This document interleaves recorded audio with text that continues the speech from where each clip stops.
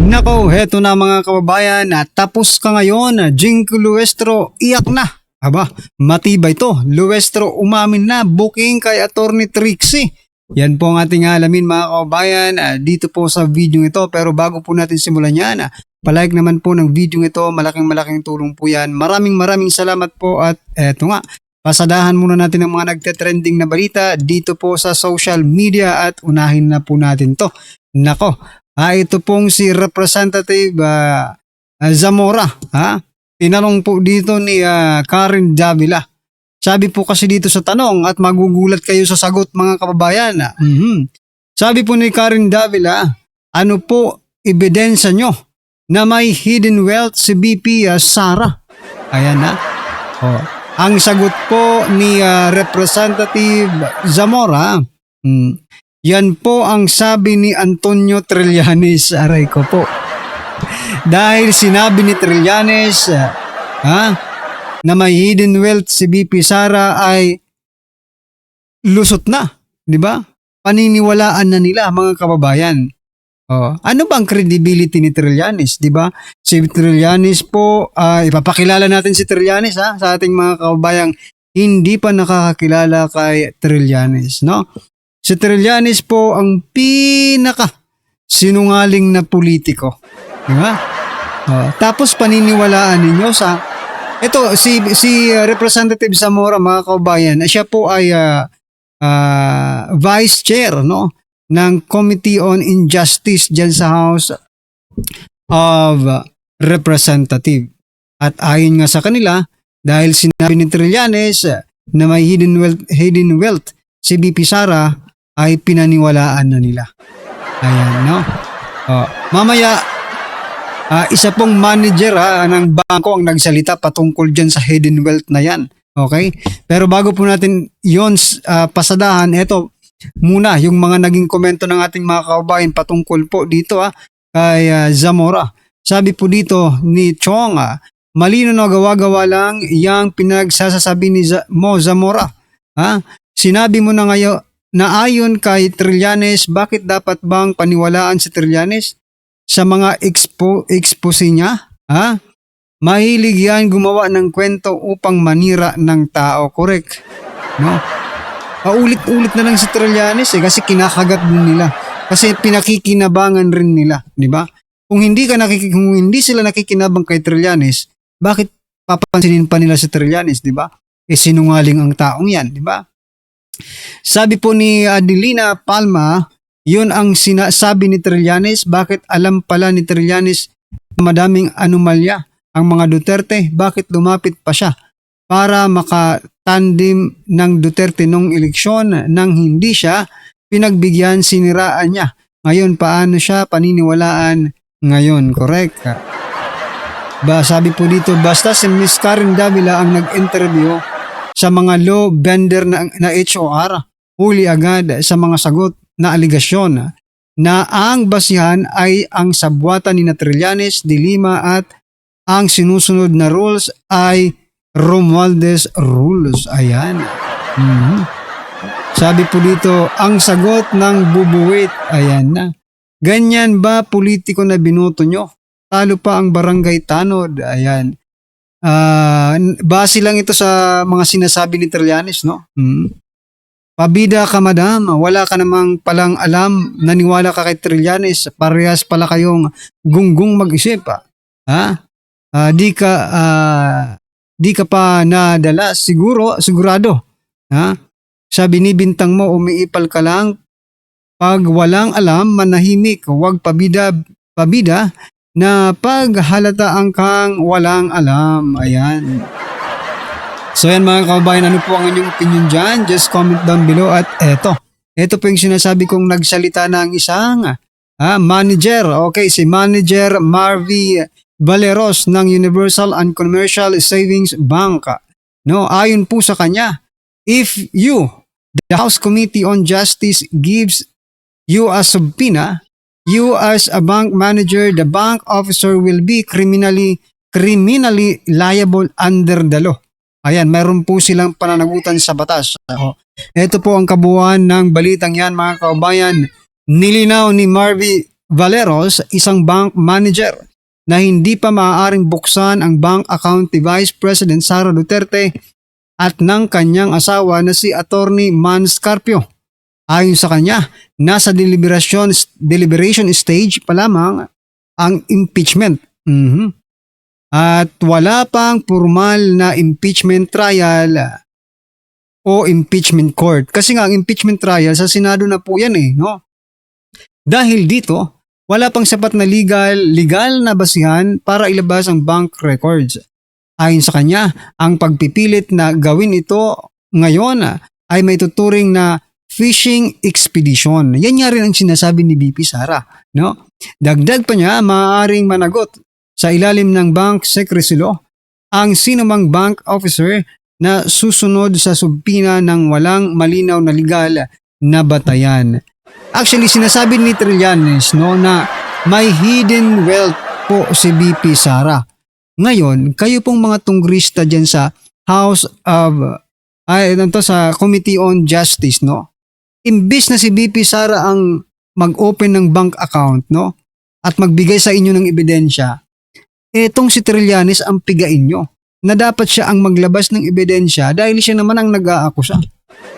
Diba? Kung saan niya kukunin yon, mga kababayan, na ebidensya na about sa hidden wealth ni VP Sara de Umano, kung sino mang officer na yan, bank officer, ay mananagot ka sa batas. Okay? Ibig sabihin, mga kababayan, posible ring managot si Trillanes. Kasi paano niya kukunin yung mga bank statement,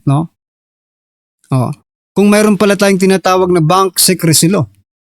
Ang gagawin po nila, mga karibin natin, ay labag sa batas. Diba? Ayan klaro na po. Kung meron man pong dapat magbigay ng ebidensya pagdating po dito sa hidden wealth ni VP Sara, yun ay walang iba kung si Trillanes. Pero dapat niya siyang managot sa batas. Kasi bawal po yung ginagawa niya. Bawal po yan based on the bank secrecy law.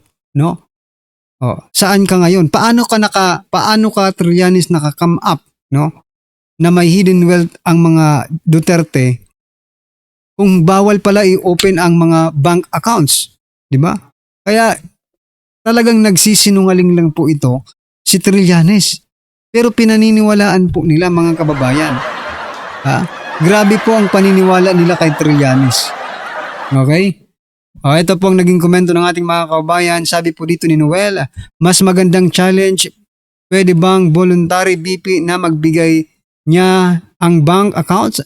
Basta lahat nasa Congress buksan din voluntarily ang kanilang accounts. Ay nako. Alam niyo, hirap nga maglabas ng salin yung mga congressman . Hirap po silang maglabas ng salin. Bank accounts pa kaya? Sabi po ni Dance, therefore, pwedeng kasuhan yung mga mag-udyok na mag-violate ng batas. Pwede din siguro kasuhan ang mga Justice Committee ng Congress. Correct. Diba? Sabi ni Lando, malabo yan. Klaro sa batas, exception ang impeachment sa bank secrecy law. Di sinasabi sa batas na sa mismong trial sa Senado kailangan ang bank record. Kaya malabo siya dyan. Paano ma-justified yan sa HOR kung di sila makakolekta ng evidence? Yun nga . Bakit pipilitin nila si VP Sara na maglabas ng ebidensya sa sarili niya? Kayo, bahala kayo kung paano nyo patutunayan, di ba? Paano nyo patutunayan na may hidden wealth talaga si VP Sara? Di ba? Problema nyo yun. Bakit mamumroblema pa si VP Sara? Di ba? Kayo na nag-aakusa. Inayupak na yan, di ba? Aray, sabi po din ni Mel, aray, sakit sa mga antay, iyakan na naman yung mga nakangiwi, lalo pang ngingiwi sa kangangawa. Ayan. Alam nilang mali, ginagawa nilang pilit. Ayan. Kung walang tinatago, wag matakot buksan ang accounts. Baka kasi may tinatago kaya ayaw pabuksan kasi sigurado akong mabibisto sila. Mali. Mali. Hindi po ganoon. Sumunod lang sa batas. Hindi pwedeng Ano ka, uto-uto? Di ba? Ang mangyayari sa'yo dyan, uto-uto ka. Kapag naniwala ka sa kanila, tapos labag pala sa batas, eh di nauto ka nila, di ba? Oh, at hindi pwede yun, mga kaubayan. Alright? At eto na nga mga kaubayan, ano po ang inyong opinion dyan? Just comment down below. At eto, pasadahan na po natin yung video. Pasok! Paano mo i-check kung tama itong mga nilalaman ng affidavit na isinusumite sa Justice Committee if you will not gather palagay doon na nire-require yung attendance ng respondent. Kung kaya't hindi rin pumunta si Vice. But at the same time, meron din silang question tungkol doon sa pag-execute ng Committee on Justice ng kanilang evaluation sa sufficiency in form, substance, and grounds at dun sa kanilang paraan para maghanap ng probable cause dahil yung pag-execute nga nila, ang interpretation nila ay parang mag-conduct nga ng tila mini trial. So, kung dadating si Vice Presidente, it is as though ina-approve niya yon o nakikisama siya doon sa interpretation nila na ang depensa naman sinasabi na unconstitutional yon. So, pag dumalo siya, parang affirmation ng interpretation ng Committee on Justice sa kanilang role dito sa impeachment. Opo. Sabi pa nga ng House Committee on Justice Chairperson na si Congresswoman Jovel Luistro, attorney, na maituturing o maaring maituturing na culpable violation of the Constitution itong hindi nga pakikilahok ng Vice Presidente dyan po sa deliberasyon ng impeachment complaints. Sang-ayon ho ba kayo dito sa ganitong interpretasyon? No, of course not. Walang nakalagay doon sa ligang batas na may obligasyon siya na umattend. So, kung gusto sana nila, nag-file sana sila ng nag-finding of contempt dito kay Vice. Pero at the same time, wala din sa rules yun. So, yung sinasabi nila na violation ng Constitution dyan, wala naman nakalagay sa Constitution na kailangan yan dumalo. Siguro dapat, ang ginawa na lang nila ay itinuloy nila. O di sige, may finding na lang of probable cause. Hindi siya nagpipresenta ng ebidensya. So, pwede silang magdesisyon base doon sa kung ano yung nasa harap nila, kung ano yung nakikita nila, katulad nitong yung answer, yung complaint affidavit, yung attachments. Kung walang ebidensya na prinisinta. Kahit naman po sa anong klaseng proceeding na mayroong na ang finding ay dapat probable cause, kapag hindi dumating yung respondent, walang choice kung hindi gumawa na ng desisyon base doon sa ebidensyang kinaharap nila. Walang threats, walang may culpable violation of the Constitution. Walang ganon. Parang overreaching at saka overstepping ng mandato nila itong Committee on Justice. Opo, at ituturing din na isang legal strategy po ito ng depensa yung hindi pagdalo ng Vice Presidente. Tama ba, attorney?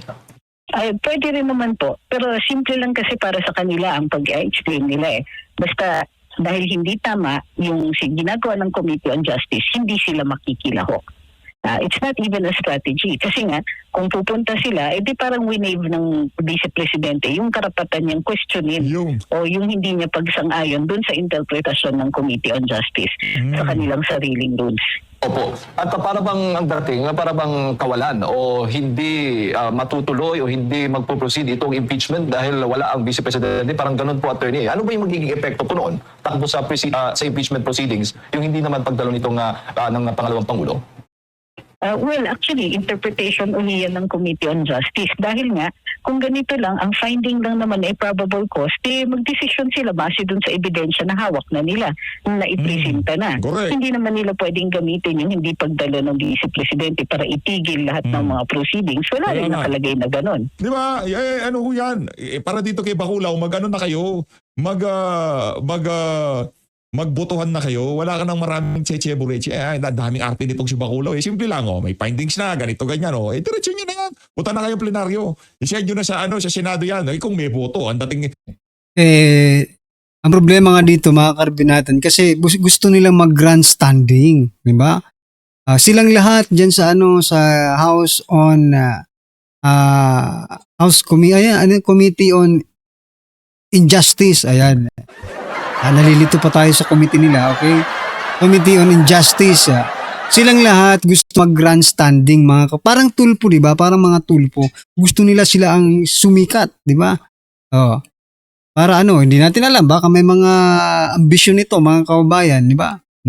At pinatatagal nila. Ngayon, di ba? Kung nandyan na lahat whether umatin si VP Sara or hindi, magbubutuhan pa rin naman kayo di ba? Ngayon, magbutuhan na kayo kung para mapunta na yan sa Senado at doon na talaga magkaroon talaga ng totoong hearing, mga kababayan. Ngayon na, parang mawawalan kayo ng parang dating parang wala kayong sapat na boto para ipadala sa Senado yung impeachment na yan. Kaya kayo, kaya lahat ng pwede nyong i-squeeze dyan sa committee na yan, ini-squeeze nyo na ngayong mga panahon na to. Kahit sarili nilang rules. Halimbawa, pag hindi nag-file ng answer yung respondent, considered lang, di ba, nakalagay sa rules, considered controverted. Ibig sabihin, kahit hindi magbigay ng answer ang vice, dito, in this case, hindi nagbigay ng answer si vice presidente, mayroong effect, very specific sa rules nakalagay. Pero tignan niyo yung decision nila dun sa hindi pag-file ng answer. Hindi binaliwala nila yung mga assertions na dun sa final ni vice. Pero what they could have done was simply follow the rules at sabihin nila na sige, controverted na lang lahat. Hindi. Ang ginawa nila, parang tinanggap nila yung mga nasa complaint as though totoo lahat. Controverted nga, yun ang ibig sabihin nun, hindi mo pwedeng i-establish as a fact. So, sariling interpretations ng Committee on Justice, ng sarili nilang rules, taliwas. So, again, sila yung gumagawa ng effect nito. Pati yung decision na dapat ginagawa na nila on probable cause, hindi nila itinutuloy kasi muli, sila hindi sumusunod sa sarili nilang rules. At kung maalala po ninyo, attorney, itong si Congresswoman Luistro, sinabi pa niya na dapat yung Vice Presidente ang personal na humarap at magpresenta ng kanyang ebidensya. So hindi na pwede maging yung mga abogado o legal counsel ng pangalawang Pangulo, attorney, na humarap doon sa pagdinig. Yun na nga isa pa yun.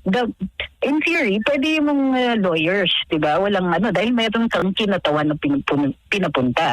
Pero kung kunwari, gusto nila na examinin si Vice President o yung respondent at hindi dumating, walang nakalagay doon ng compulsory processes. Hindi nakalagay doon na may finding of contempt kasi hindi naman siya resource person na pinapatawag in a House inquiry in aid of legislation. Kasi sa rules, hindi kang mag-find in contempt. Pero dito, sa sarili nilang rules sa impeachment, walang nakalagay doon na makokontempt ka kapag hindi ka dumating. So, hindi ko alam kung saan nila hinuhugot yung interpretations nila. So yan, mga kababayan, ano po ang inyong opinion, reaction patungkol dyan? Nako, just comment down below at syempre huwag mo kalimutang i-like ang video ito. Maraming salamat po.